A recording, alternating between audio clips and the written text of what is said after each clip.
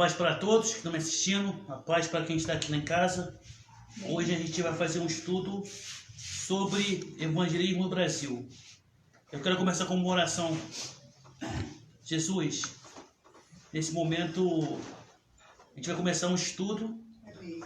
Eu peço, Senhor, que o Senhor possa abençoar todos que estão aqui e todos, Senhor Jesus, que vão me assistir pelo YouTube ou pelo Facebook, Senhor. Que o estudo que a gente está passando aqui hoje possa edificar a minha vida, a vida de todos que estão aqui e a vida de todos que vão assistir, Senhor. Esteja conosco. Amém. Quem me conhece ainda, me chamo Tiago. E aqui na nossa célula, toda quinta-feira a gente faz um estudo. E a gente está tocando um estudo sobre a história da igreja desde 2017. E todo esse estudo está disponível gratuitamente no meu site, verdadenoespírito.com. Hoje a gente vai falar um pouco sobre o evangelismo no Brasil. Nesse estudo da história da igreja, nós já falamos sobre o ministério de Jesus, sobre a Igreja dos Apóstolos, sobre a perseguição do Império Romano, passamos pela criação da Igreja Católica, passamos pela criação pelas Cruzadas, pela Inquisição, passamos pela Reforma Protestante, Contra-Reforma, o ministério de John Wesley, certo? O avivamento com os Quakers e com William Seymour na Rua Azusa, e agora a gente vai falar um pouco sobre o cristianismo no Brasil, certo? Então, hoje, basicamente, vamos falar sobre como começou a divulgar o evangelho aqui no Brasil. Quando eu digo evangelho, eu não estou dizendo necessariamente o mesmo evangelho dos apóstolos. Eu estou dizendo sobre o cristianismo aqui no Brasil. Amém? E quando eu digo cristianismo, eu também não digo apenas aos evangélicos, mas digo a qualquer pessoa que se diz servo de Cristo, como católico ou evangélico. Amém? Amém. Então, na aula passada a gente falou sobre a Rua Azusa. O avivamento na Rua Azusa durou 3 anos, de 1906 até meados de 1910. 3 anos e meio. Agora a gente vai voltar um pouco no tempo para falar sobre o evangelismo no Brasil. Vamos falar qual foi a primeira vez aqui no Brasil que as pessoas começaram a entender sobre a figura de Jesus. Alguém quer citar alguma coisa? No descobrimento, sei lá. Isso. O padre não fez oração lá, o padre. Dizem que a história conta que quando Pedro Álvares Cabral veio aqui, teve um cara que botou uma cruz, não lembro agora o nome da pessoa. Pelo Vale Caminho. Frei Henrique Soares de Coimbra. Mas não foi dessa maneira que aconteceu.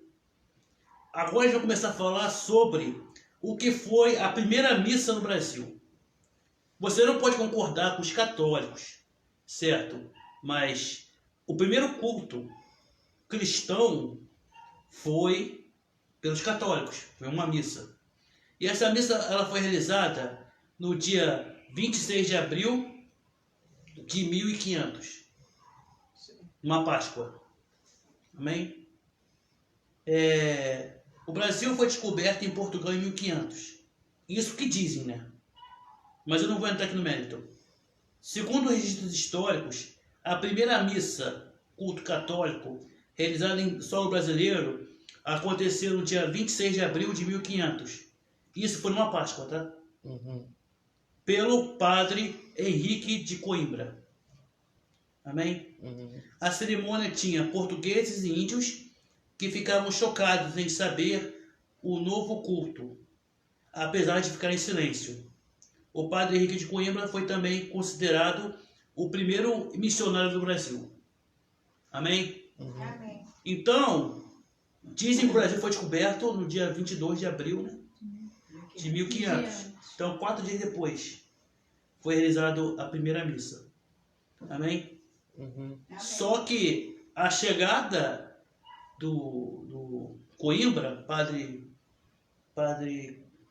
Henrique de Coimbra, não significou o início dos trabalhos evangelísticos da Igreja Católica no Brasil.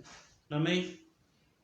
Então, a família portuguesa, por ela ser católica, e naquela época de Contra-Reforma, já era 1500, era 1500, certo? Nessa, cadê? Primeiro culto, tá, alguns anos atrás, Martinho Lutero tinha acabado de criar a Reforma Protestante. A Reforma Protestante ela aconteceu no ano de 1517, foi no dia 31 de outubro de 1517. Então, depois de 1500, nessa época, os portugueses estavam preocupados, porque a Igreja Católica começou a perder terreno. Então, quando a família portuguesa veio ao Brasil, eles tiveram a oportunidade. Opa, nós vamos estabelecer o catolicismo aqui. E quando na Europa eles estavam perdendo força, eles viam a América Latina, o Brasil, como um território novo.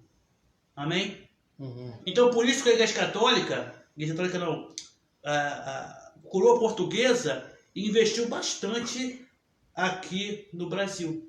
Amém? Porque, tipo, naquela época, agora tinha como eles falar a lei católica e não tinha ninguém para questionar. Isso não era mais possível na Europa, porque Martinho Lutero tinha despertado o interesse das pessoas pela Bíblia. Antigamente, uma pessoa que era católica, ela tinha que ficar sentada, escutando o padre falar e acreditar tudo que o padre falava, porque ela não tinha a Bíblia na língua dela para ela pesquisar e ver se aquilo é verdade ou não. Ela conferia, não tinha isso. Então Martinho Lutero despertou o interesse das pessoas. Então era difícil enganar. Agora, como o pessoal católico lá no Brasil, o pessoal não sabe nem quem é Deus, quem é Jesus. Seria muito mais fácil eles talvez falarem o que quiserem e eles não teriam nenhum risco de serem questionados. Então a primeira missa foi realizada no dia 26 de abril de 1500 pelos portugueses que estavam lá e pelos índios. Claro que qual foi a reação dos índios? Eles ficaram assim curiosos de saber que culto é esse. Amém? Amém. Porque os índios eles têm uma cultura, eles têm um culto totalmente diferente do que foi apresentado ali. Com certeza tem um quadro muito famoso. Eu não lembro a pessoa que fez o quadro. Acho que todo mundo que já viu. Que é tipo essa missa. Até uma cruz assim. Uma cruz. Na praia. Tem uma cruz lá. Eu tenho até um livro que tem isso, eu acho. Imagina os índios vendo aquela cruz. E um entendendo pro outro, que cruz é essa? Eles não sabem de Jesus. Essa foi a primeira impressão que eles tiveram de Jesus. Porque eles estavam do outro lado do continente. É uma outra cultura. Enquanto de um lado os europeus usavam roupas, tinham o seu próprio alfabeto, falavam entre si, tinha essa cultura, os índios também tinham. Só que andavam todo mundo peladão. Era um mundo totalmente novo. Enquanto na Europa tinha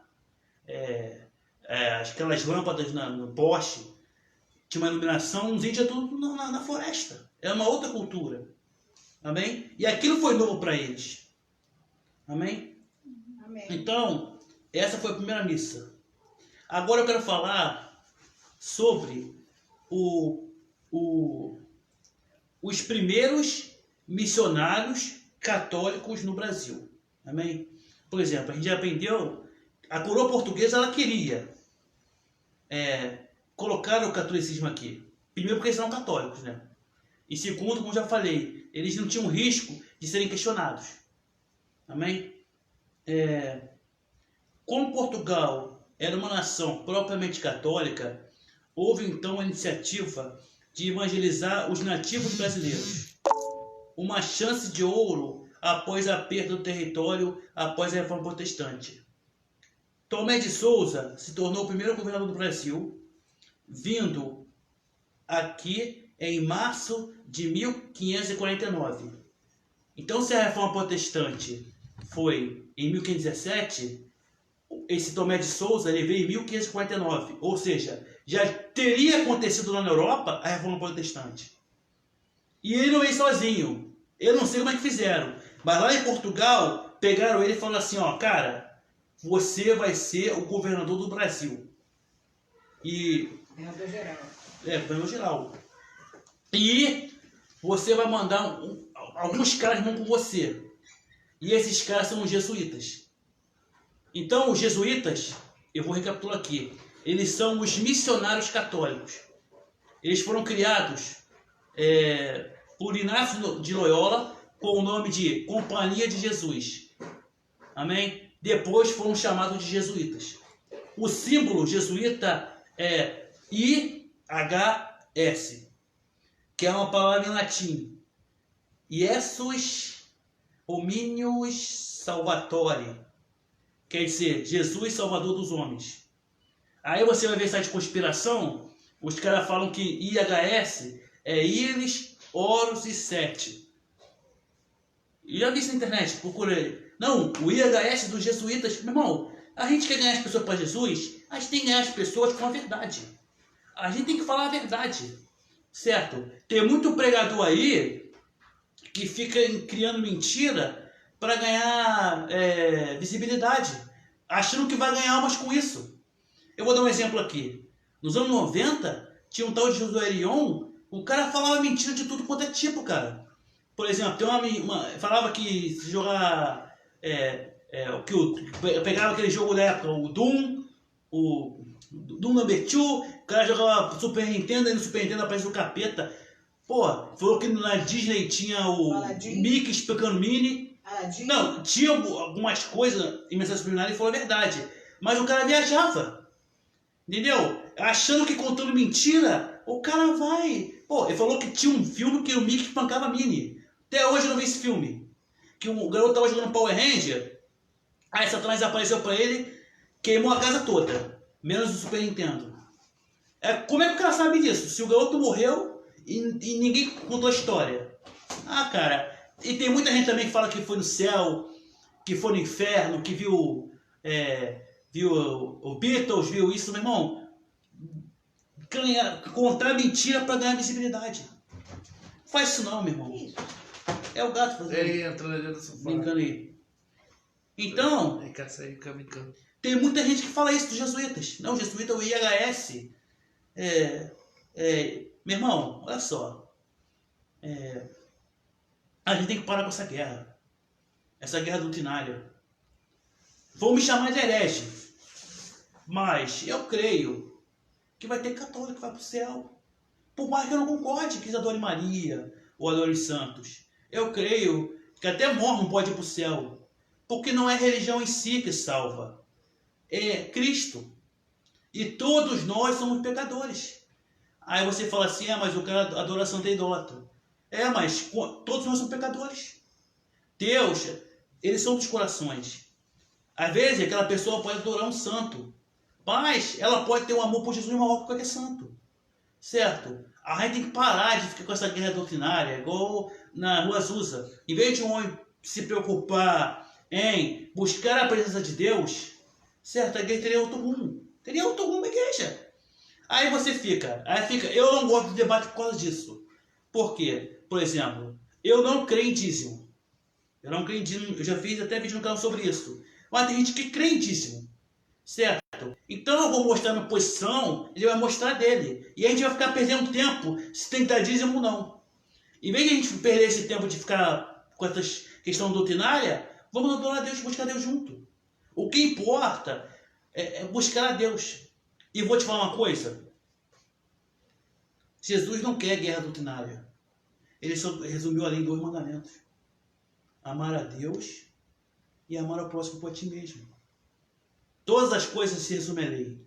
Ou seja, para você buscar a Deus, ter a salvação, precisa amar a Deus e amar o próximo. Acabou. Não precisa ficar perdendo tempo com essas questões doutrinárias. Amém? Então a gente perde muito tempo nisso. Por mais que eu não concorde com a igreja católica. Eu não concordo com muita coisa lá. Como eu não concordo com muita coisa em um monte de igreja. Certo? Mas isso não significa que eles não vão para o céu também. Amém? Como tem muito crente também que dá uma de santarrão e está fazendo coisa pior. Com certeza você conhece o cara que vai fazer um negócio com ele, aí ele fala assim, eu sou crente. Eu sou crente. Só para levar vantagem. Amém? Tô brigando não, os caras estão brigando. Não, deixa eu brigar lá, você fala. Então, Domé de Souza, ele foi o primeiro governador. Ele veio ao Brasil em março de 1549. Amém? Com um grupo de jesuítas. Eu já falei sobre jesuítas também na lição 44 desse estudo. Tem um livro, eu ainda não li esse livro. Eu já vi PDF na internet. O nome desse livro é Instruções Secretas dos Jesuítas. Eu vou comprar esse livro. Segundo esse livro, mostra que os jesuítas eram uma seita ali. Era uma seita. Os caras eram tudo pirado, meu irmão. Eu vi o PDF, mas eu vou comprar o livro e depois vou ter uma posição melhor sobre isso. Amém? Então, tem coisa estranha nessa parada aí. Mas voltando com o assunto. Os jesuítas, eles foram os primeiros missionários católicos, né? Que vieram para o Brasil. Amém? E quem foi o responsável pelos jesuítas? Não foi Tomé de Souza. Tomé de Souza, ele veio aqui para ser o governador geral do Brasil. Amém? E também não foi o padre Henrique de Coimbra. Não foi também Anchieta. Foi na padre Manuel de Nóbrega. Então, esse padre Manuel de Nóbrega, esse não me lembra aquele cara da Praça Nossa. Uhum. Ele foi responsável pelo trabalho dos jesuítas no Brasil, como líder, né? E qual foi a primeira coisa que eles fizeram? Eles chegaram no Brasil, chegaram na Bahia. Uhum. A primeira coisa que eles fizeram foram: vou construir uma escola. Amém? O trabalho dos jesuítas era duas frentes. Primeira, alfabetizar os índios. E segundo, formar novos jesuítas e sacerdotes. Por quê? Porque os jesuítas iam lá, os índios tinham uma outra cultura. E eles chegaram à conclusão de: cara, a gente não pode evangelizar eles se eles não souberem escrever. Por quê? Porque provavelmente eles vão querer ensinar a Bíblia. Para a pessoa, olha, aqui está o livro de Jesus fez isso, está em Mateus e tal. A gente não sabe o que é isso. Então, talvez com forma de evangelismo, eles começaram a fazer escola de alfabetização. Eu acho que foi a primeira, no estudo que eu sei até agora, eu acho que foi a primeira a primeira escola de alfabetização foi com os jesuítas. Na história. Eu posso estar errado, né? Porque eu não vi nenhum lugar assim, 1500 caras estavam lá alfabetizando. No Brasil, pelo menos. No Brasil foram eles. No Brasil não tem como errar, não. Então eles tiveram essa noção. A gente vai evangelizar os índios, por quê? Se eles não vão entender a palavra, eles não vão entender nosso evangelismo. Então eles começaram a criar escolas. Começou em Salvador, a primeira escola, e depois outras escolas foram aumentando. Essas escolas serviam para ensinar os índios, alfabetizar os índios e formar novos sacerdotes. Treinamento, entendeu? Teologia, filosofia, porque tipo assim, eu não concordo com muita coisa na igreja católica, mas tem coisas que eu concordo com eles. Por exemplo, um padre, para se formar, ele tem lá o seminário, ele passa anos estudando. O cara é pastor, em 6 meses o cara já é pastor. A gente precisa buscar a unção, buscar a presença de Deus, mas também precisa do conhecimento. Então, os caras estavam preocupados. Isso é uma coisa que a igreja evangélica não tem preocupação. A igreja evangélica não tem preocupação em poder ensinar o povo, preparar pastores, preparar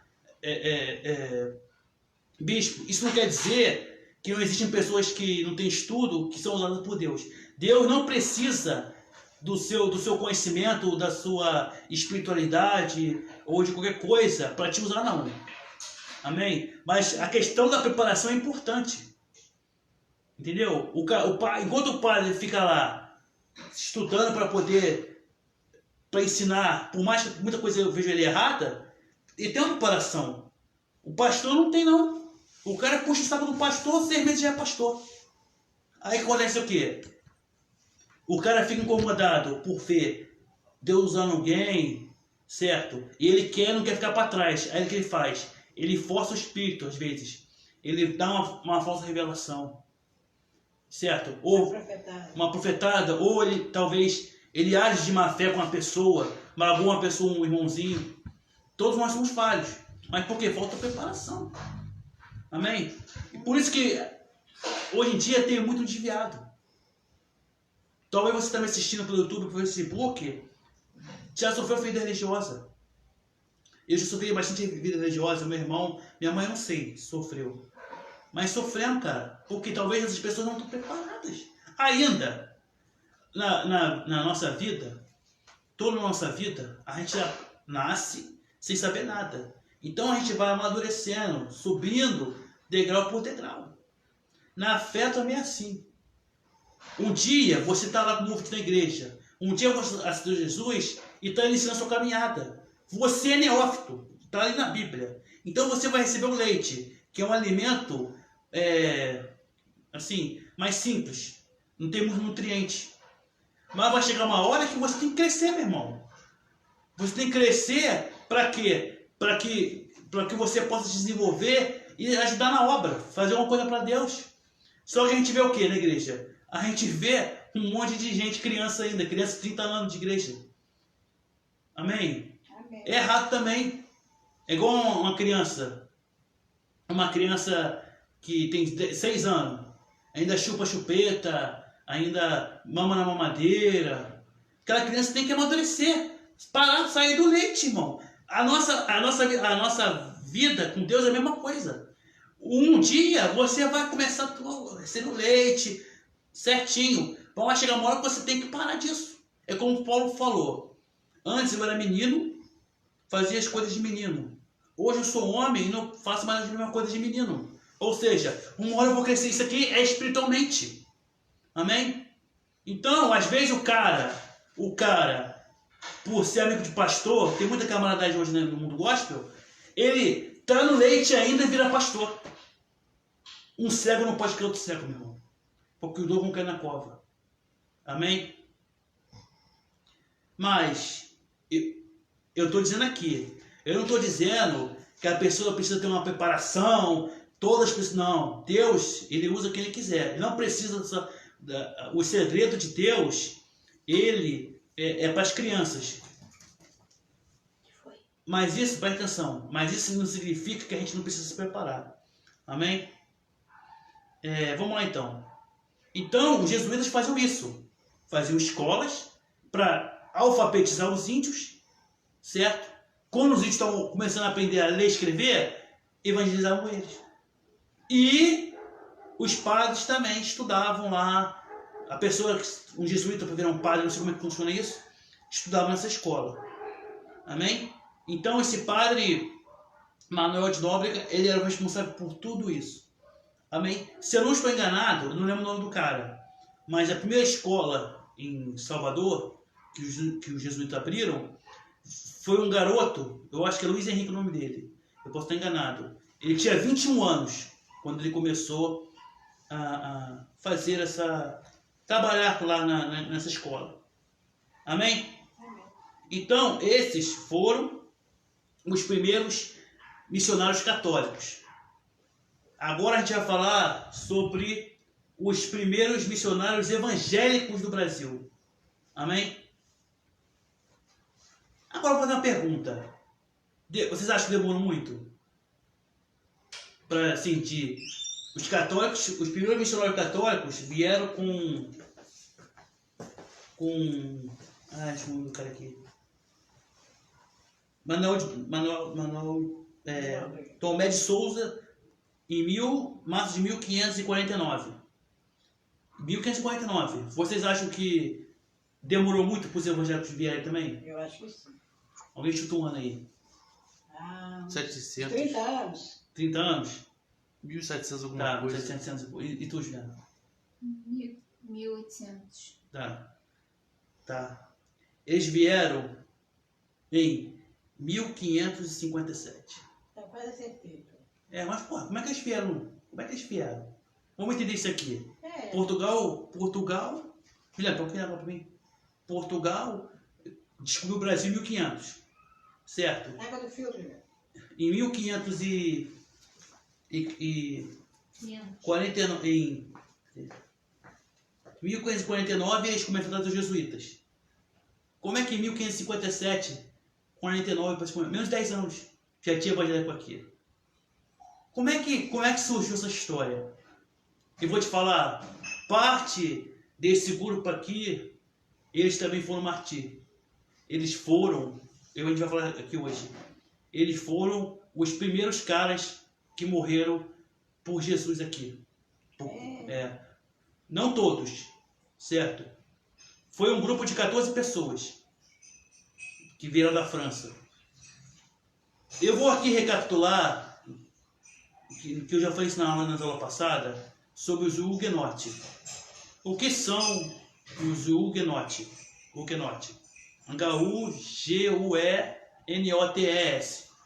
Os huguenotes, eles eram cristãos franceses. Quando teve a Reforma Protestante, eu falei, teve 3 grupos principais. Os luteranos, que são os 5 solas, eu já falei, sola gratia, sola escritura, sola fide, sola deu glória, e aí vai. Teve os calvinistas, que creem na predestinação, para mim o calvinismo do diabo, e os anabatistas, que vieram os luteranos, não concordaram muito com Lutero. Essas são as 3 frentes principais. Então, cada país na Europa, com a Reforma Protestante, a pessoa lia a Bíblia e tinha um reformador, é desse jeito aqui, e tinha seguidores. Na França, era João Calvino. Então, tinha um grupo dos huguenotes. Os huguenotes foram os católicos que deram esse nome para eles. Eu não lembro agora o significado de huguenote. Amém? Mas o que tem o huguenote com o evangelho no Brasil? Naquela época, não sei se o Rodrigo lembra, o Rodrigo estava na aula, os huguenotes, eles tiveram guerra contra os católicos franceses. Que eles mataram. Mataram até eles na noite de São Bartolomeu. Chamou todo mundo. Chamou tudo por armadilha. Então, esses caras que vieram pro Brasil faziam parte dos huguenotes. Então, como a coisa estava pegando fogo, lá, era guerra armada, irmão. Católico e evangélico. Por isso que eu falo, meu irmão. A igreja tem que se preocupar em conhecer o Espírito Santo, em conhecer Jesus Cristo, e não ficar discutindo teologia, discutindo essas coisas de Bíblia. É uma coisa que eu sempre falo isso. Toda pessoa que discute comigo, você tem que ler mais na Bíblia. Eu falo assim pra ela, qual foi a última coisa que Deus falou pra você? Se irrita logo a pessoa. Nunca escuta a voz de Deus. Por quê? Está preocupado. Meu irmão, aprender a Bíblia. Eu amo ler a Bíblia. Já li 2 vezes. E vou continuar lendo durante a minha vida toda. Mas isso não te dá intimidade com Deus. Não vai te dar intimidade com Deus. E como é que a intimidade vem? Orando. Orando. Certo? Procurando a presença de Deus. Você só conhece Deus orando. Eu já falei aqui. A Bíblia não diz Jesus sem cessar. Lê a Bíblia sem cessar, mas diz orar sem cessar. De todos, o mais importante é orar. O hábito mais importante para um cristão é orar. Amém? Então quer dizer que é mais importante que jejum é? O mais importante de tudo é orar. A Bíblia não diz Jesus sem cessar, vai para monte sem cessar, ou lê a Bíblia, ou pegar esse sem cessar. Não. Orar sem cessar. Por quê? É quando você está orando, é que você está conhecendo Deus. A Bíblia, ela não é a palavra de Deus. Ela é Jesus Cristo. Ela me fala isso. Amém? E então a gente precisa buscar Jesus Cristo. Tem pessoas... O que o diabo fez? O diabo colocou na cabeça das pessoas, se você conhecer a Bíblia, você conhece Deus. Eu estava vendo esses caras que fazem live no Facebook, live no Facebook de profetada, aí teve lá os calvinistas falando lá. Paulo Júnior falou que... um comentário do cara lá, que Deus só fala pela Bíblia. Eu olhei assim e falei, meu Deus. Estão transformando a Bíblia num novo Neustan. O que é o Neustan? Na época de Israel, o povo de Israel estava tendo um ataque de cobra. Então as cobras picavam os israelitas no deserto e eles estavam morrendo. Então o que as pessoas fizeram? Foram cobrar Moisés. Moisés, resolve esse problema aqui. O que Moisés fez? Orientado por Deus, ele fez uma escultura de uma serpente, certo? De bronze. Então, todo aquele que era picado, ele olhava para a serpente e era curado. Amém? Então, Jesus até falou sobre ela, sobre a serpente de bronze. Então, quando a pessoa olhava, era picada, e olhava para a serpente, ela era curada. Era Deus que curava. O que as pessoas fizeram? Não conseguiram, não atribuíram a cura a Deus, mas a serpente. E começaram a adorar aquela serpente e deram o nome lá de Neustã. Ou seja, Deus criou uma ferramenta para poder salvar o povo dele, e o povo dele virou as costas para Deus para adorar a ferramenta. A mesma coisa isso aqui, ó. As pessoas estão virando as costas para Deus por conta disso aqui. Ah, Deus não pode contra a palavra. Ah, pelo amor de Deus, Deus pode fazer o que ele quiser. Entendeu? É igual aquela piada do Simpson. Sempre falo isso.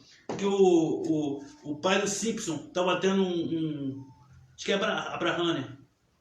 O pessoal chama de Abe. Acho que é Abraham o nome dele. Acho que é Abraham. Não, o pessoal chama de Abe. Abe Simpson. Então o que acontece? Aí o cara tá lá querendo lá falando línguas aos homens. Esse livro não tem resposta. É a mesma coisa, cara. Cara, isso aqui é ótimo. Eu gosto de ler. Mas eu tenho a mesma visão dos Quakers. Isso é testemunho dele. Ele está aqui na página, mas ele também está aqui. Amém? Amém. Então, você quer buscar a Bíblia, você vai aprender dele, o que ele fez. Mas se você orar, você vai aprender ele assim, ó, vai ver ele pessoalmente. Igual Jó. Antes eu só ouvia falar. Agora os meus olhos te veem. Jesus Cristo, ele tem aparecido para as pessoas no mundo todo. Sabe por que ele não aparece para você? Porque às vezes você encara ele como personagem. Um livro. Mas ele é real, meu irmão. E sabe qual é a prova que ele é real? Não é só porque ele morreu na cruz, não. É porque o que ele fez na história, ninguém consegue mudar. O que ele fez, os relatos dele. Mas ele continua até hoje. Até hoje Jesus tem feito sinais. Amém. Igual aquele vídeo que eu vi do TV Xoxa, curando aquela moça de um câncer na perna. Por exemplo, ele vai me curar desse câncer que tem na tireoide. É até bom que fique registrado aqui, e quando a cura chegar, vocês vão ver o antes e depois. Certo? Ele vai, porque ele faz, ele quer mostrar que é real para as pessoas. Certo? E ele quer mostrar para você também, meu irmão, que ele é real. Amém? Agora, vai tratar ele como pegar um livro. Isso aqui, igual isso aqui não é Deus falando com você. E Deus tem boca e ele tem fala. Ele tem boca e ele fala. Isso que ele falou aqui, ó, já falou. Tem as profecias, tem a história do mundo, certo? Mas ele tem muita coisa para falar. Ele só vai falar o quê? Se a gente tiver ouvidos para ouvir. Amém? Mas voltando aqui ao caso. As pessoas hoje estão o quê? Estão idolatrando Bíblia, cara. Aí qual é a máxima? Se a pessoa conhece Bíblia, ela conhece teu. Às vezes, meu irmão, teu irmãozinho na tua igreja, que nem conhece Bíblia, mas ele já deve ter tido experiência com Deus que você nem sabe. Às vezes o pastor da tua igreja nem sabe que aquele irmãozinho que fala com ninguém, que ninguém liga para ele, às vezes já foi até no céu, às vezes ele já ouviu a voz de Deus, o Espírito Santo apareceu para ele, já curou as pessoas, e você nem sabe disso. Amém? Por quê? Deus, ele quer o nosso coração. Ele não se importa sobre o que você fez, sobre o seu nível de escolaridade, seu nível de espiritualidade. Amém? Se você é carismático ou não. Então, a gente tem que parar com isso. Parar com isso de ficar idolatrando a Bíblia. Então, vamos lá. Então, esses caras vieram para cá, os cristãos franceses. Amém? Amém. Os huguenotes. Mas por que veio ao Brasil? Existia uma guerra entre os católicos e evangélicos, uma guerra armada. Amém? É quase igual, ou pior do que torcida organizada. Por exemplo, vê um flamenguista de uma torcida organizada e um vascaíno de torcida organizada, não tem nem papo ali. A não ser que vão fazer uma ação social. Mas esse dia de jogo, o pau come. Então era assim aqui também, os católicos e evangélicos. Amém? Então, quando os franceses receberam a notícia, esses huguenotes, que poderiam vir para o Brasil, eles se sentiram aliviados. Opa, quem sabe a gente pode ter um refúgio, sair da Europa e ter tranquilidade aqui. Amém? Então, teve um cara aqui chamado, deixa eu ver o nome dele aqui, Nicolau Villegagnon. Não sei assim. Então, fizeram uma colônia francesa na Baía de Guanabara, uma ilha que tinha lá. Então, tinha uma colônia francesa, não lembro o nome da colônia agora. Aí ele mandou uma mensagem lá pra França. Aí, ó, você não quer trazer uns evangélicos pra cá, não? Os evangélicos pra cá? Aí quem respondeu a mensagem? O próprio João Calvino, que eu critico tanto aqui, João Calvino. Então João Calvino olhou assim e falou, tá bom, vou mandar 14 pessoas. Então a primeira leva de crentes no Brasil veio com o ordem de João Calvino. Sobre os huguenotes. Os huguenotes, a maioria deles era calvinista, mas não todos. Amém? Então, João Calvino olhou assim, acho que vou mandar os evangélicos para lá. Eles se livram da perseguição aqui e podem até evangelizar os índios também. Amém? Amém. Aí tá. Então, os primeiros crentes que pisaram no Brasil, eles pisaram no dia 10 de março de 1557. Amém? Enquanto os jesuítas vieram em 1559, os primeiros crentes vieram em 1557, no dia 10 de março. E sabe onde eles desembarcaram? Aqui no Rio de Janeiro. Era um grupo de 14 crentes e 2 pastores. Amém? E nesse mesmo dia, eles fizeram o primeiro culto. Primeiro culto aqui. Lá numa ilha, na Baía de Guanabara. Eu nunca fui lá. Não sei nem se tem ilha lá. Minha mãe deve saber. Essa ideia é fiscal. Eu sei que lá tem uma ilha lá. Tem várias ilhas, né? Tipo, no estudo, estudando lá, vendo no livro, no Google, tem uma ilha que tinha lá. Que tinha uma colônia francesa. Aí os caras chegaram no Rio de Janeiro, esse Nicolau abraçou eles. Sejam bem-vindos. Olha a nova terra, é tudo diferente, tudo novo, cheio de índio. Cara, tipo, a ilha era mais civilizada, mas o continente no Rio, ali em volta, é todo índio. Era os Tupinambá que mandavam ali. Sejam bem-vindos, abraçou os caras, deu tapa nas costas, teve recepção. Aí eles começaram a fazer o culto. Fizeram o primeiro culto, nesse dia que eu falei, no dia 21 de março de 1557. Amém? Só que problemas aconteceriam. O mesmo cara que deu tapinha nas costas, abraçou eles, seria uma pedra no sapato, uma pedra no sapato dos caras. Por quê? Porque no dia 21 do mesmo mês, março, eles fizeram a Santa Ceia. Esse Nicolau, quando viu a Santa Ceia, o cara ficou pistolaço. Começou a discutir com os caras. Isso tá errado, não é assim não. Muito provavelmente ele entendeu, ensinou sobre a hóstia, né? Ensinou pra ele sobre a hóstia, Eucaristia. Então quando ele viu os crentes lá, compõe o vinho lá, servindo a Santa Ceia, ele ficou pistolaço. Queria pegar os caras ali, irmão. Aí tem uma discussão lá. Só que é o seguinte, é que eu falo. Por que a gente ficar perdendo tempo discutindo, cara? Discutindo doutrina. Vamos buscar a Deus. Amém?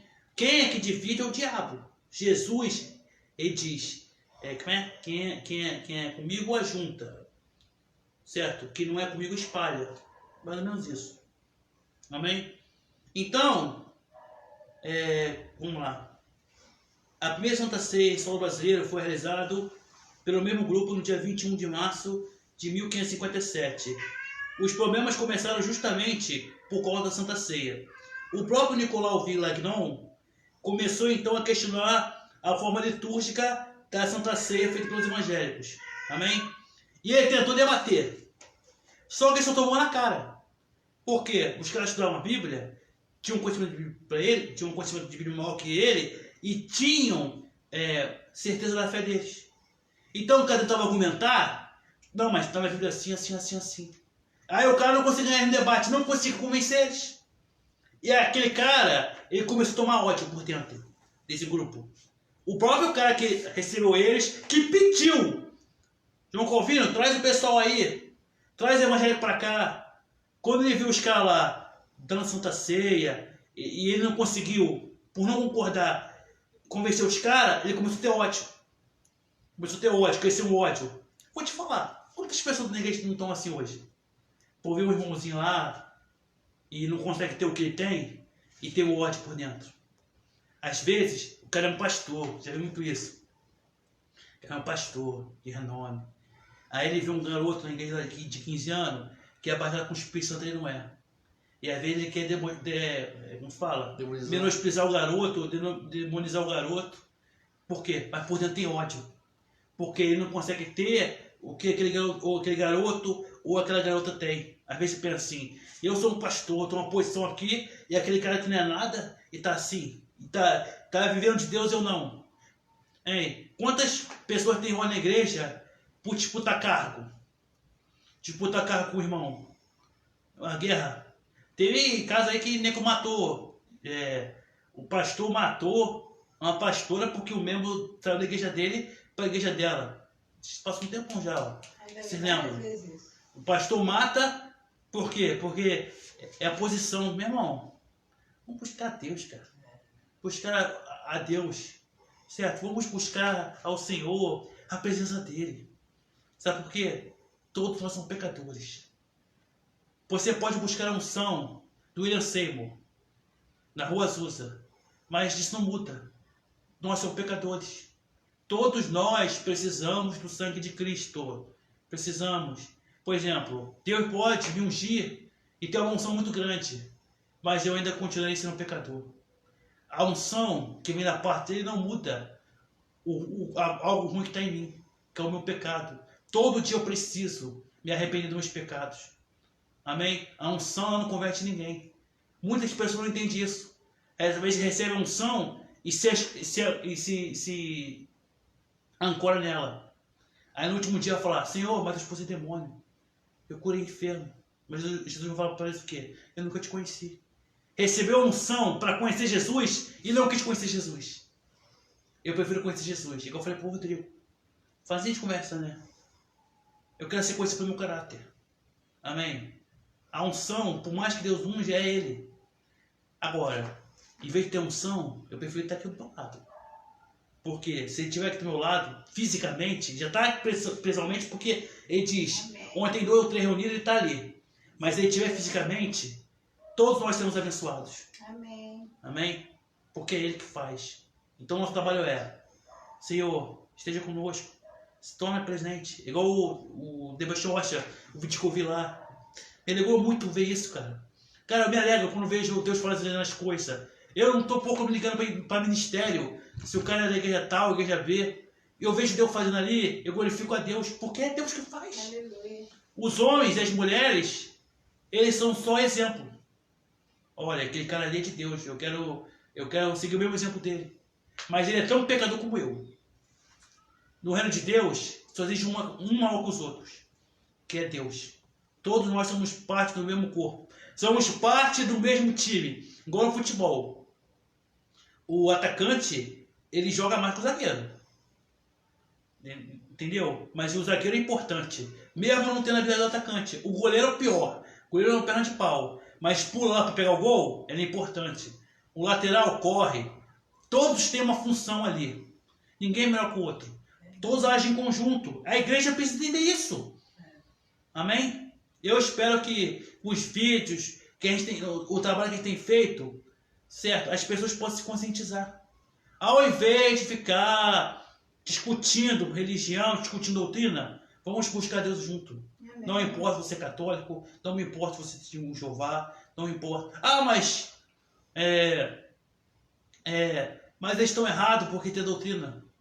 Conhecereis a verdade e a verdade vos libertará. Não é eu, não é Rodrigo, não é Juliana, não é minha mãe, não é você, é Jesus.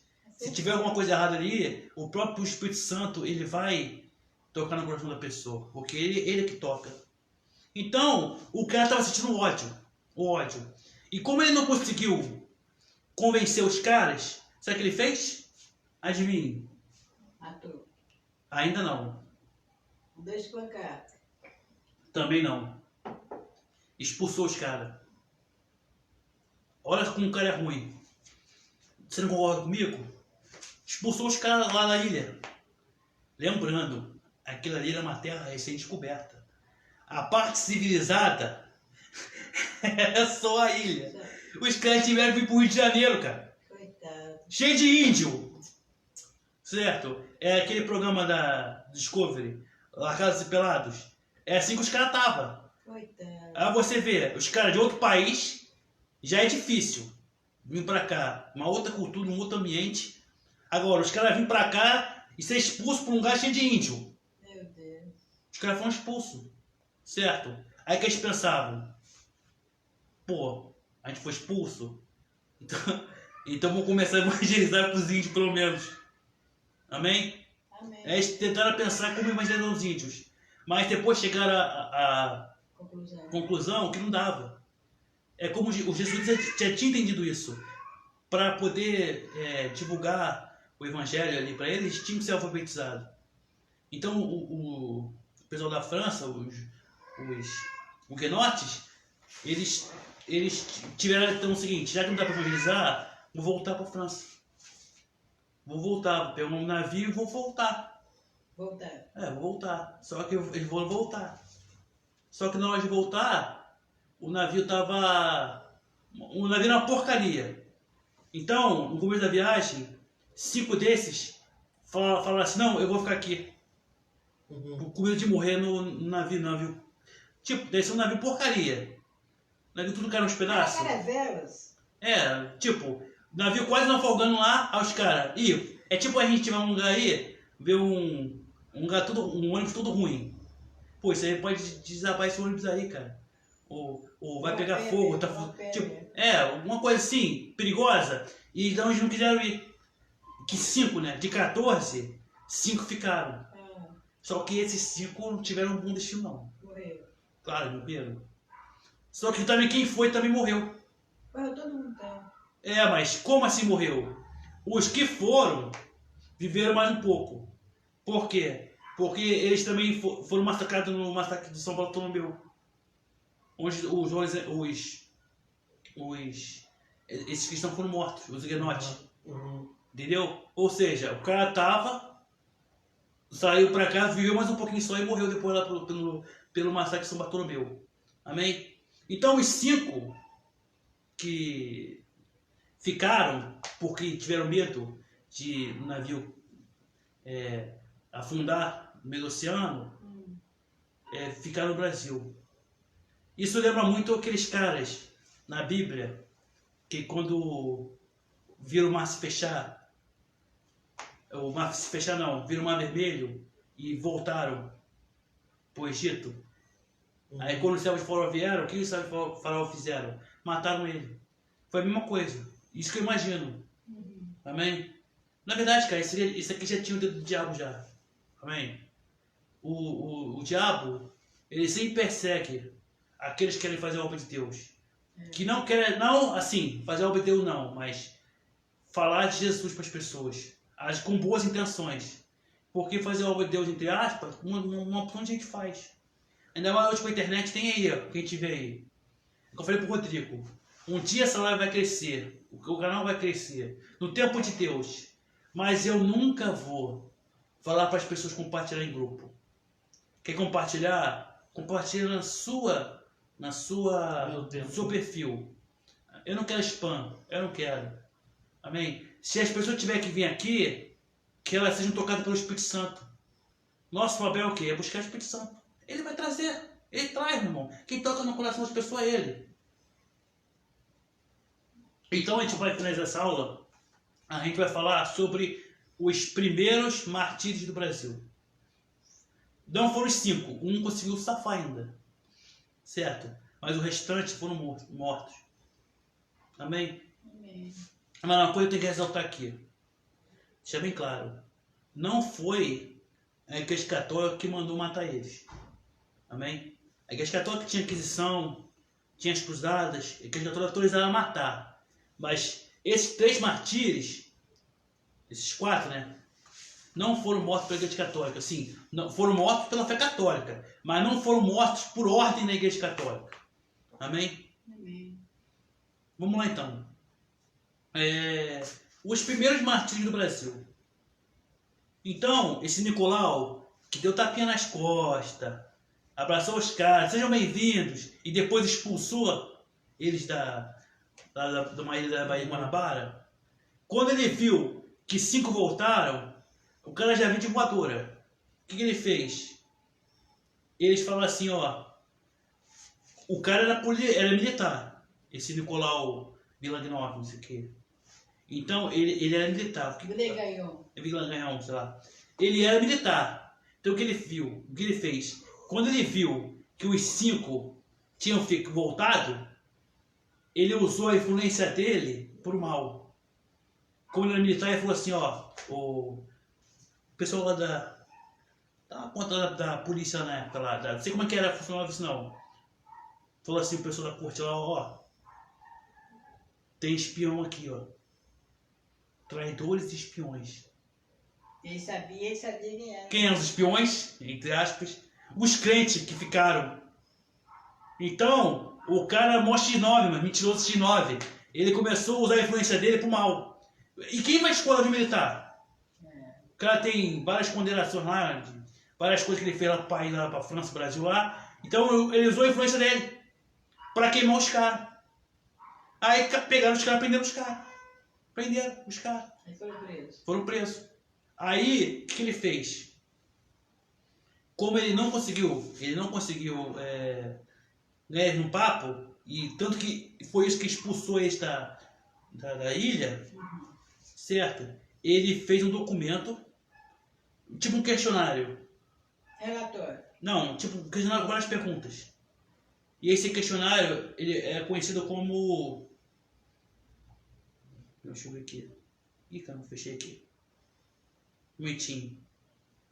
Esse questionário, ele era conhecido como Confissão de Guanabara, se não estou enganado. Deixa eu ver se é isso mesmo. Confissão de Fé da Guanabara. Ou Confissão de Fé Fluminense. O que é Confissão de Fé? Na época da Inquisição, existia a Confissão de Fé. Ou seja, a pessoa tinha um relato lá. Eu até falei isso aqui no estudo sobre a Inquisição. O pessoal da Inquisição, que é o pessoal que faz a execução, era conhecido como Tribunal do Santo Ofício. Então, eu chegava numa cidade, tinha essa confissão. Então, o pessoal podia, por um período, de um mês, falar o que fez de errado. E as penas seriam leves. Amém?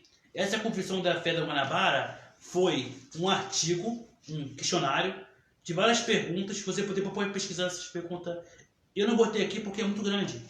Tem todas as perguntas na internet, tem um monte de lugar aí tem esse documento. Pergunta acerca, é tipo o que os caras fizeram com o Martinho Lutero, da fé deles. E eu vou te falar uma coisa, a confissão de fé da Guanabara era toda da fé católica. Ou seja, ou os caras respondiam de acordo com que esse cara queria, certo? Ou negavam a fé deles. Amém? E eles tinham 12 horas para responder. 12 horas. Aí você vê como são as coisas, como esses caras são ruins, cara. Um desses caras estava doente. Estava com moléstia. Não sei o que doença é essa. Tava com moleque. O cara tava nem com... Estava com febre, não sei o quê. Tava doente o cara, esses 5. Certo? Um fugiu. Um conseguiu fugir e foi pra Bahia. Certo? Depois ele foi pego. Foi pego e foi morto. Mas esse ainda sobreviveu um pouco mais de tempo. Crueldade, né? Certo? Um dos outros, a gente vai falar disso na frente, conseguiu escapar, pedindo clemência. Ou seja, ele negou a fé dele. Os outros 2 não. Morreu. E vamos falar como eles morreram. Amém?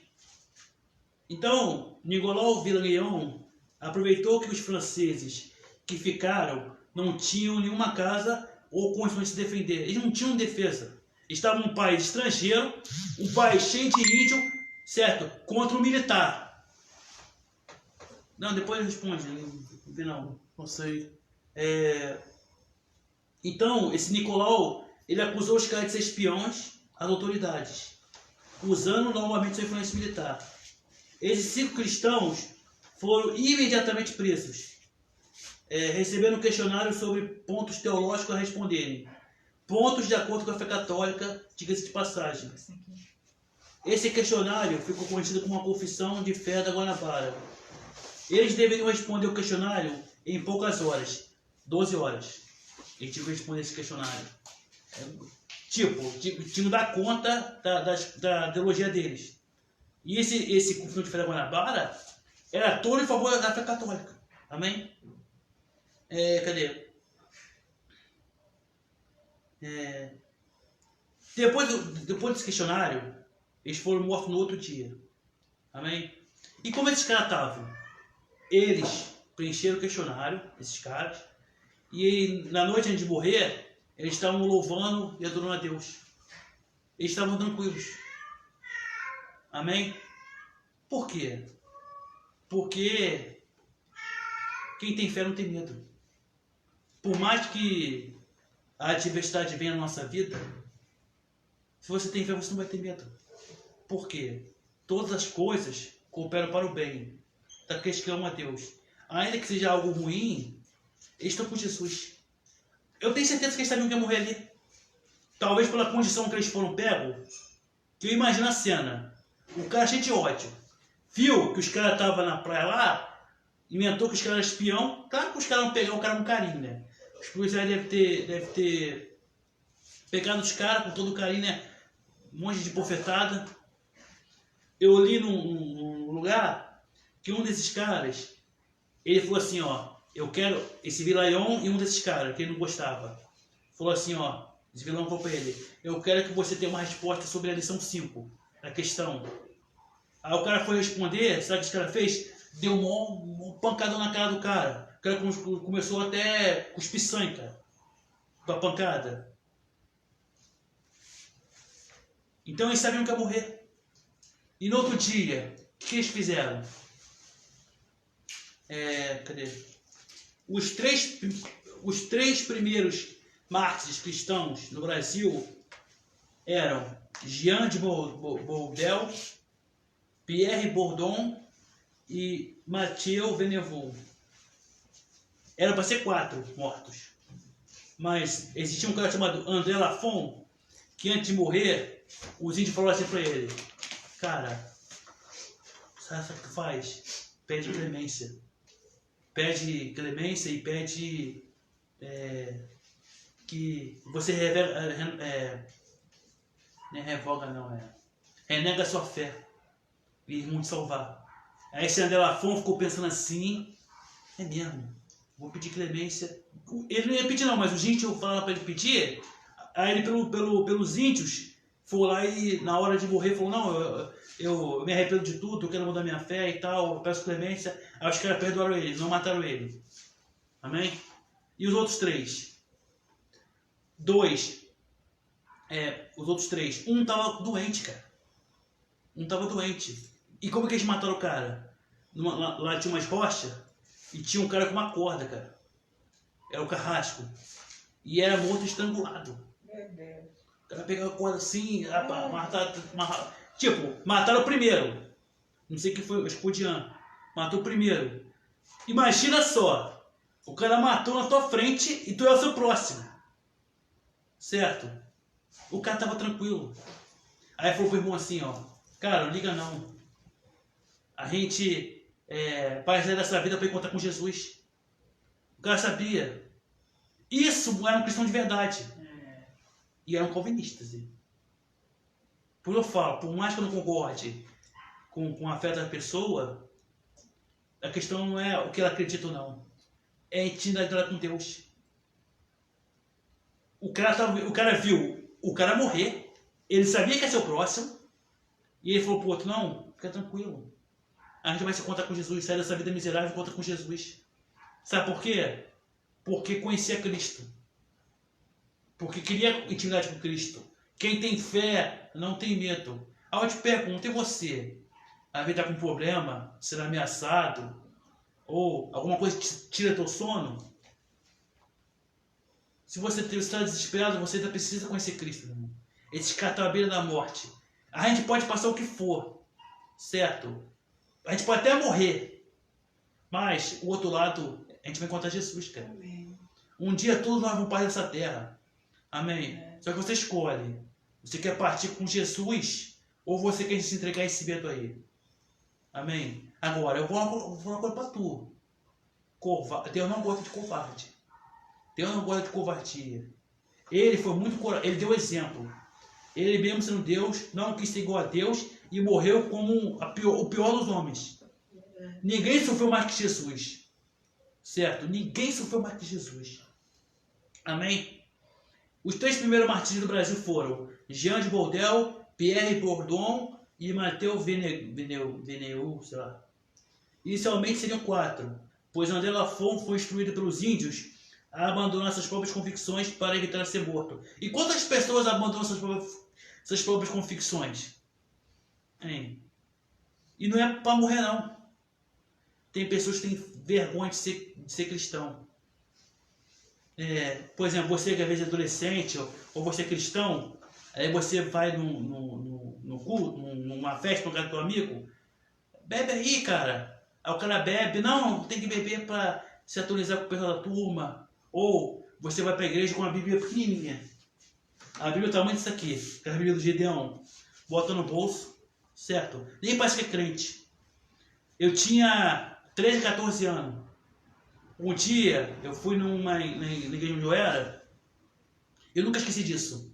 Foi numa saída, lá no 37, 32, sei lá. Grupo jovem. Eu só fui nesse dia, E eu escondi a Bíblia. Aí o tio Phil falou assim pra mim, cara, você não pode ter vergonha de ser crente, não. Cara, eu nunca esqueci isso. A partir daquele dia, aquilo eu aprendi com ele. Pô, eu era novo na fé ainda, tava voltando pra igreja naquela época, eu tinha 13 anos. Aí, tinha uma vergonha assim, sim. Não era vergonha assim. A Bíblia era pequenininha? Era aquela Bíblia que o senhor me deu. Aquela Bíblia? Sempre que eu escondi. Aí o cara, não tem vergonha não. Aí, a partir daquele dia, eu ia assim, ó, com a Bíblia assim, mostrando. Aí a gente tinha umas pessoas aqui do lado, eu trocava de lado, só para rever, ó, sou crente. Até hoje eu faço isso, talvez. Entendeu? E quando as pessoas têm vergonha? Eu vou sair com a pessoa ali, sabe? Vou numa festa, eu vou ficar. Porque o mundo é assim, não. O mundo não é assim, não. Não, eu não vou me guardar pro casamento, não, porque o mundo não é assim. Não. Não. Não vamos abandonar nossas convicções por causa dos outros, não. Amém? Eu quero ser como Pedro. Mais vale agradar a Deus do que agradar os homens. Verdade. Amém? Amém. Então, esse André Lafon fez o que muitas pessoas fazem. Abandonou a sua fé, certo? Com medo de represália. Mas os outros não.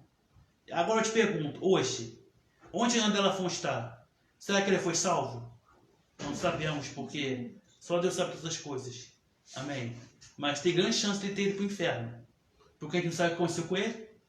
Agora, esses dois aqui, ó, que morreram, eu tenho certeza que eles estão no céu, esses 3 aqui. Por quê? Porque morreram sem negar a sua fé. Amém?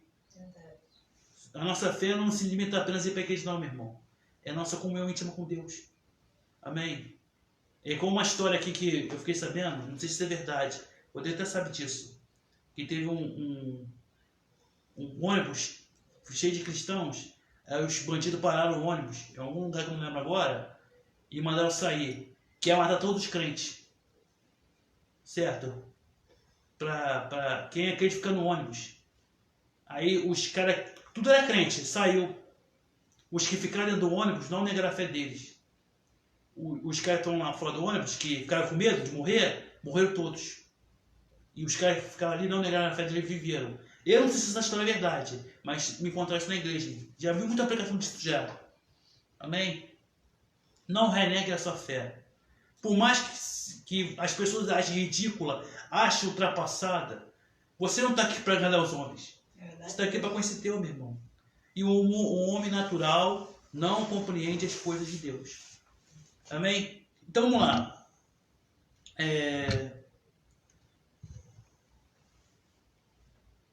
Então eles foram mortos por estrangulamento. O primeiro morreu enforcado e o corpo dele caiu na rocha lá no mar. O mar nem foi enterrado. Amém? Um dos caras falou assim para ele: cara, esse Nicolau estava lá. Ele falou assim para o Nicolau, um desses caras: cara, por que você tá nos condenando a isso? Sabe por que eles foram condenados? Heresia. Heresia. Heresia é um termo muito famoso entre os discípulos de Paulo Júnior, de Calvino em geral. Tudo é heresia. Santo Agostinho, um dos maiores estudiosos teólogos, eu não lembro se foi Santo Agostinho ou foi Jerônimo, foi um dos dois, falou que não existe uma definição sobre heresia. Amém? Esses caras tudo é heresia. Não existe uma definição. Se os maiores estudiosos falaram que não tem uma definição de sabe o que é heresia, então por que os caras ficam chamando de herege? Esses caras foram mortos justamente pela heresia. Aí o cara perguntou: cara, por que você tá nos matando? Por que você vai nos matar? Qual o crime que nós cometemos? Cadê os acusadores? Aí esse cara respondeu, esse Nicolau, que abraçou ele quando chegou, deu tapinha nas costas. Ele falou, esse Nicolau Villagrán alegou que eles eram uma ameaça. Vocês são uma ameaça. Não foi aquele católico que mandou matar ele. Foi o fanatismo dele. O fanatismo dele. O que o fanático é? O fanático religioso, ele quer impor a crença, o que ele acredita, geralmente a fé dele é deturpada, goela abaixo das pessoas. E se a pessoa não aceita, ele prejudica a pessoa. O fanático religioso é assim. Esses caras, por não concordar de uma Santa Ceia, ele fez o quê? Fez ceia para matar os caras. Represária. Amém? Por quê? Fanatismo. O cara era fanático religioso. Ó, Nicolau Villagrán, sei lá, alegou que eles eram uma ameaça, confirmando a execução por puro fanatismo religioso próprio. Não havia ordem que os católicos matar ninguém. Não tinha uma ordem ali. Mas o fanatismo dele, ele não aceitava que os caras tinham uma Santa Ceia diferente. Então, eu vou matar. É igual tem na igreja hoje também, meu irmão. Tem muito fanático. Mas não mata com uma espada ou estrangulado. Mata no sentimento, no coração. Amém? Mas não vou falar aqui não, porque vai dar muita polêmica. Só que um desses caras, antes de morrer, ele falou a seguinte frase. A oração dele antes de morrer: ó Deus eterno, visto que pela causa do teu Filho Jesus Cristo, hoje morremos, visto que é pela defesa da santa palavra e doutrina nos conduzem à morte, lembra-te dos teus servos. Isso lembra o ladrão da cruz. Lembra-te de mim quando entrar no paraíso. E assiste-os. Toma em tuas mãos essa causa, a fim que nem Satanás, nem os poderes do mundo alcancem vitória sobre nós. Então, ele fez a última oração, até o carrasco pegar ele, forcar ele com a corda e ele se jogar no mar. O corpo dele estava ali jogado no mar, mas a alma dele, como dos outros, estão com Jesus Cristo até hoje. Amém. Meu irmão, minha irmã, não renegue a sua fé, certo? Não renegue. Isso aqui vai morrer um dia. nós somos mortais. Mas do outro lado tem uma porta, tem Jesus lá. Ele está aqui, mas a gente vai viver com Ele. Amém? Amém. O que a gente precisa alcançar nessa terra é ser o quê? Uma boa pessoa e fazer o que a gente puder fazer para divulgar Ele. Mas para a gente divulgar Ele, a gente precisa conhecer Ele. Um dia nós vamos encontrar com Ele, Ele olha nas nossas mãos. Mas ainda que você não tenha nada, Ele vai te amar mesmo assim.